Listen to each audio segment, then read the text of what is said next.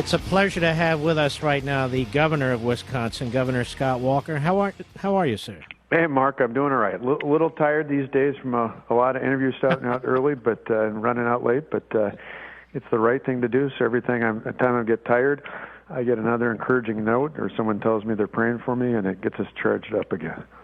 Well, you do have millions and millions of people who are very impressed with what you're doing, sir. Now, why don't you tell us exactly what this debate is about? Yeah, it's pretty simple. It is a bold political move, and anytime you take on the status quo, it is. But it is a pretty modest request. I think certainly most people in our state, Wisconsin, I think most Americans would agree. What we're asking for is to change collective bargaining for public employees in our state so that no longer would the benefits be a part of that. It would be just narrowed down to the base salary would be the only thing left for collective bargaining. And it's really the reason for that is to balance our budget. We're going to go in and ask for all our state workers, as well as allow local governments to do the same, to get 5.8% for their pension and 12.6% premium for health care. That'll apply to me, my cabinet, apply to my family, apply to everybody in the legislature, as well as our workers out there. And the reason for that is real simple. By doing that, we believe we can save not only $300 million from state employees, but we can save about 4 times that amount from local governments. And we know with a $3.6 billion budget deficit, we've got to cut aid to local government. But unlike what they're doing in New York or California, other places, we want to give our local governments the tools to offset that without cutting teachers and laying people off and doing other things that obviously would be a problem. So simply put, we're balancing our budget. But in doing that, we're saying a little bit more for pension, a little bit more for health care, although well below the national average. Limit what's left in collective bargaining to the base salary. We cap that off at the CPI. And then we say, since there are some significant changes in the unions, we allow each of our workers to have the choice, to really have true free choice as to whether he or she wants to be in a union, and we stop automatically deducting at the state and the local level union dues out of their paycheck, so they can take that $500 or $600, in some cases teachers up to $1,000, and choose to give it to the union if they want, or they can choose, like many of them probably will, to use that to offset their health care and pension contributions. That's what's at stake here. It's bold politically, as you well know, talking about it, but it's pretty modest when compared to the average middle-class taxpayer out there. And that's really the nub of it, isn't it? Because the unions don't want to lose members. They don't want them to have mobility. They don't want them to be able to speak with their own money and decide, I'm going to opt out. Well, here's the classic example of that. A week ago, the state teachers union, the state AFSCME union head, said, oh my goodness, we can't give 5 and 12% for pension and health care. It'll drive people out of their homes. There's no way our members can afford it. That's absolutely impossible. Over the weekend, suddenly they threw their members under the bus and said, you know what, we'll concede that. Now, as we know very well, that doesn't work because I've got 1,000-plus municipalities, 424 school districts, 72 counties. I can't guarantee that every one of those unions are going to settle for this, so I'm not going to shortchange my local governments. But more importantly, just rhetorically, it shows what they're really interested in is what you just said. They only want the union dues. They don't want that changed, and they don't want people to have the true free choice to make a decision on that. That's what this is all about. That's why the national leaders are coming in. That's why the president stuck his nose in it, even though he certainly has his hands full with the federal budget deficit should be concentrated on there. That's what's going on here. It's why the national political leaders are in this state, because they know they want their hands on the money. It's not about the people's money. It's about their money. And this is remarkable to have teachers saying that this is Egypt. It's quite the opposite. What you're saying is members should have the right to stay with the union or to withdraw from the union and keep that money for themselves. Seems to me we call this choice, don't we? Well, choice and democracy. And the amazing thing is, I have great respect. There's over 300,000 people that work in government in the state, either at the state or at the local level. The vast majority of whom in the last week have done what they were supposed to do. They went to work. They were good professionals. They're good public servants. They're going to continue through. Obviously, there were several thousand and a growing number coming in from other states, but tens of thousands of people who decided to skip out, many teachers to come here. They have every right to be heard in the Capitol. But I said I'm not going to allow for 1 minute the voices of the tens of thousands here to somehow overpower the millions of hardworking taxpayers in my state who know what we're asking for is modest because most of them are paying a whole lot more. Now, the good news is not only do the taxpayers get that, but many of those hardworking taxpayers are teachers and city and county and local workers as well as state workers.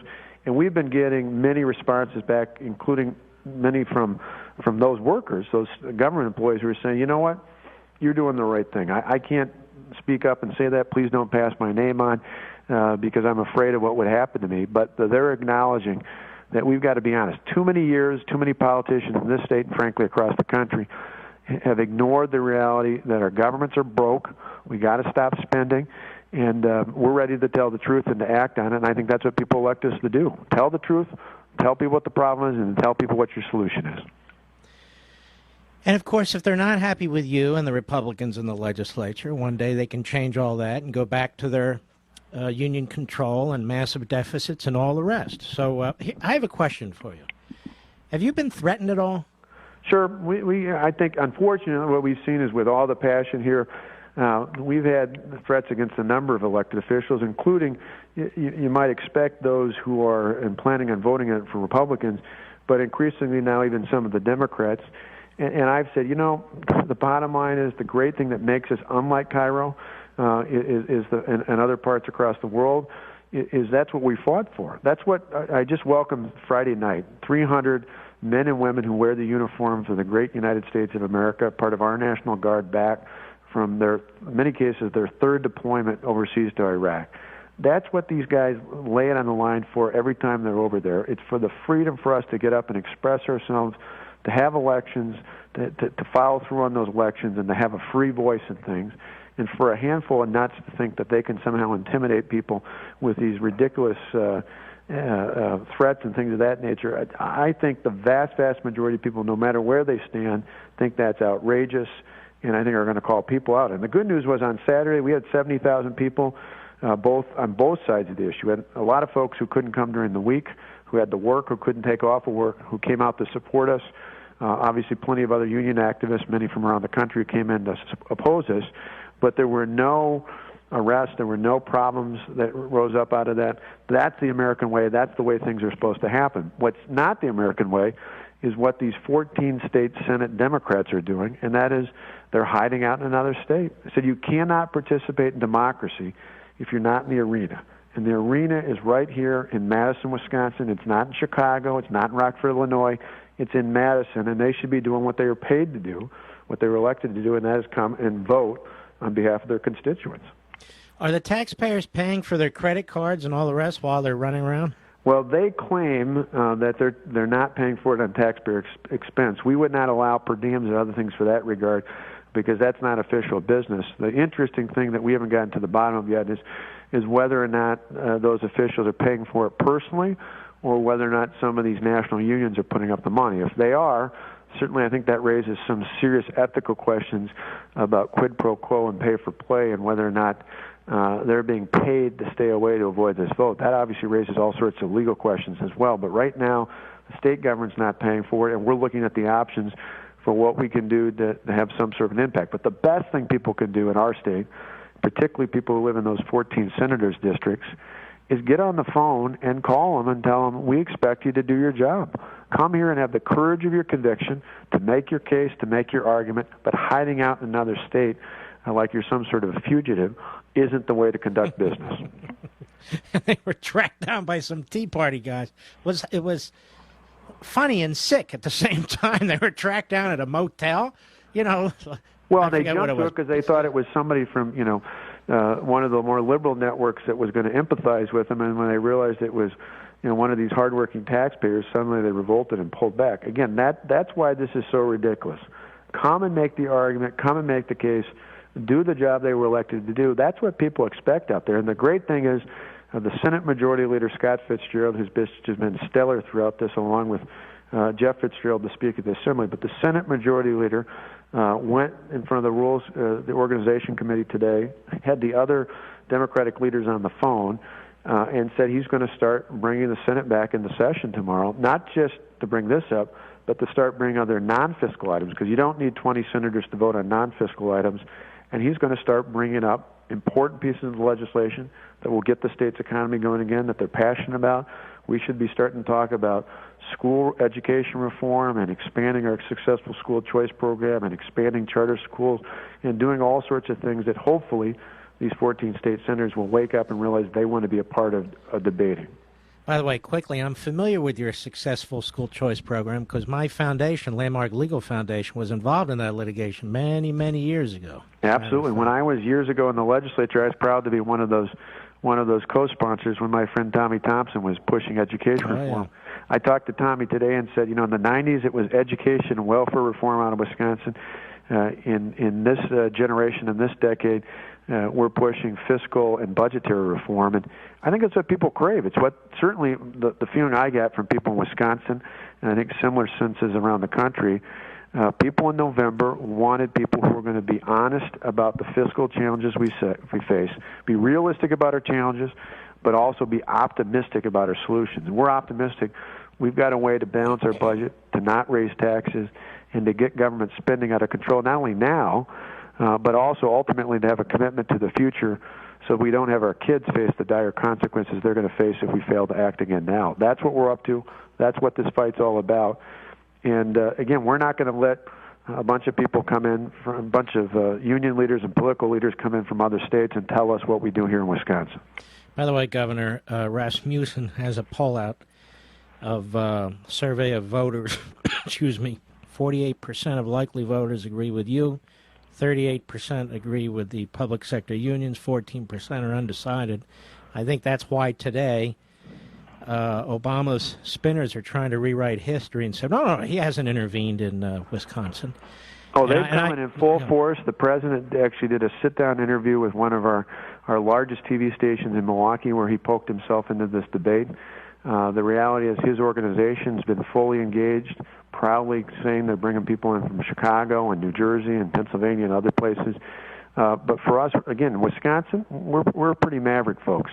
We're pretty independent. We don't like people telling us what to do from outside of our communities and certainly outside of our state. And I think the public is with us, and I think even more so, that poll certainly shows it. But what I found in Wisconsin is when people realize that when you talk about collective bargaining, you're really just talking about allowing local and state governments to put realistic controls in over their budget. You're not talking about taking away employee rights. Our civil service system, which passed back in 1905, is the strongest in the country. Our workers have rights that are not there because of their collective bargaining contracts or union contracts. They're there because of the state law. And I think in the end, even that smaller minority of people who have concerns, when they realize that workers are still going to be protected, they're still going to be treated well, they're just going to have to be like workers nearly everywhere else outside of government and pay a little bit more for their pension, a little bit more for their health care costs. That's a pretty realistic expectation. I've got a brother who's a typical middle-class family. He works as a catering or a banquet manager, I should say, and part-time on the side as a bartender there. His wife works for Sears. They got two beautiful girls, and they rent their home. They're the classic all-Wisconsin, all-American kind of middle-class family. He pointed out to me last weekend he's paying almost $800 a month for his health care and a little bit he can set aside in his 401k. He would love to have the deal that I'm putting on the table, let alone the deal that state and local workers have right now. That's what this is all about. The guys who I visited just a week ago who work at the manufacturing plants I toured all across Wisconsin, the guys with dirt under their hands, who work hard every day, who want nothing more than a chance to put food on the table and clothes on the backs of their kids and take care of their families, live the American dream. They're paying 25 to 50% of their health care premium, and most of them are just thanking God that they got anything to set aside for their retirement. They would love to have a deal like this. This is what it's about. They shouldn't be the ones who get stuck not getting those benefits and yet have to pay the extra taxes to pay for the benefits of public employees. That's just not fair. I have respect for our public employees, but at a time when our nation and our state faces both an economic and a fiscal crisis, we got to balance things out. Well, Governor Scott Walker, it's been a great pleasure to hear from you, and we really appreciate you doing this, and we do have your back. Hey, thank you so much, and thanks. I've been hearing it. People have been emailing and calling us. Friday alone, we had 19,000 emails. The overwhelming majority were in favor, and I know you're reaching out to your listeners makes a tremendous impact, and we thank you so much. Well, God bless you. Keep it up. All righty. There he goes, Governor Scott Walker of Wisconsin. I wanted to let him speak without interruption from me because he's extremely articulate. But one of the things that has not been stressed there is the right of union members to opt out. That is the right of teachers to opt out of their local affiliates, among other public employees. This is freedom. We'll be right back.